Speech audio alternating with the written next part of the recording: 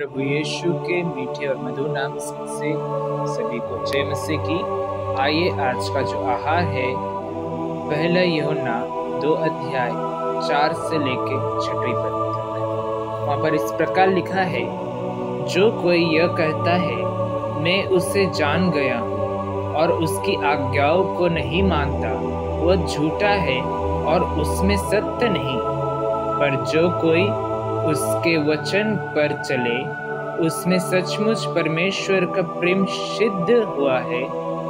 इसी से हम जानते हैं कि हम उसमें हैं। जो कोई यह कहता है कि मैं उसमें बना रहता हूँ, उससे चाहिए कि आप भी वैसा ही चले जैसा वो चलता है। परमेश्वर उसके वचन के द्वारा सभी को आशीष दे। प्रभु का नाम में महिमा। हम लोग ये बात जानते हैं कि पहला यूहन्ना का जो पत्री है वो ज्यादा से ज्यादा यूहन्ना रचित सुसमाचार के कुछ अंश के विषय में वो हमें कमेंट्री या फिर समझाया गया कुछ बात संक्षिप्त में कहता है। जब हम लोग यूहन्ना रचित सुसमाचार उसका 1 अध्याय 12वीं पद को पढ़ते हैं तो वहां पर ऐसा लिखा है, परंतु जितनों ने उससे ग्रहण किया उसने उन्हें परमेश्वर की संतान होने का अधिकार दिया, अर्थात उन्हें जो उसके नाम पर विश्वास रखते हैं। अब बात यह है कि पहला यूहन्ना का पत्री उसका 2 अध्याय 4 से लेकर 6वीं पद में जो कॉन्टेक्स्ट है वो यूहन्ना रचित सुसमाचार 1 अध्याय 12वीं पद में क्यों कैसे मिल सकता है ना। हम लोग अक्सर कहते हैं कि हम परमेश्वर के संतान हैं।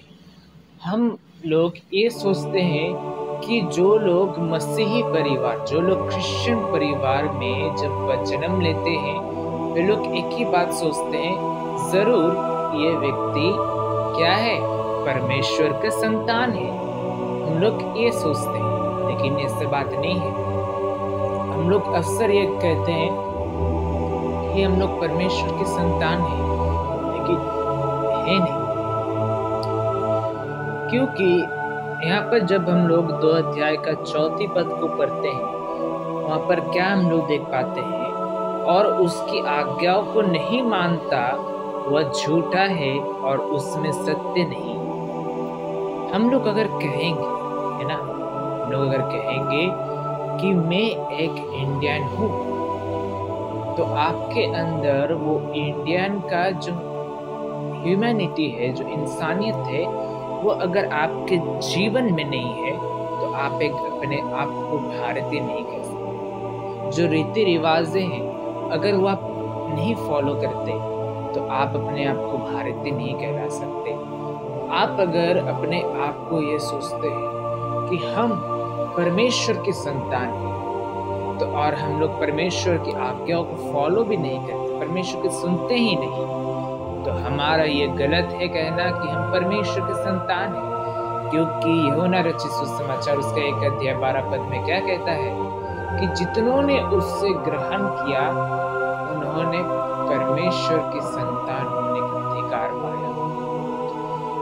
तो इस मत का मतलब ये नहीं, जैसे 2 अध्याय 4 पद में एक ही बात कह रहा है कि जो कोई परमेश्वर की ओर सुनता है, और यूहन्ना रचित सुसमाचार 1 अध्याय 12वीं पद में इन दोनों कॉन्टेक्स्ट में ऐसा कहना चाहता है कि जो कोई परमेश्वर पर विश्वास करता है, जो लोग परमेश्वर को ग्रहण करते हैं, जो लोग परमेश्वर की आज्ञाओं को फॉलो करते हैं, वो लोग कौन है, परमेश्वर के संतान हैं। ऐसा हम लोग इन दोनों पदों में देखने को पाते हैं। इसलिए इस सुंदर सुबह में परमेश्वर मुझसे एक बात कहना चाहता है, अगर तू साबित करना चाहता है कि तू परमेश्वर का संतान है तो मेरे आज्ञाओं को मान।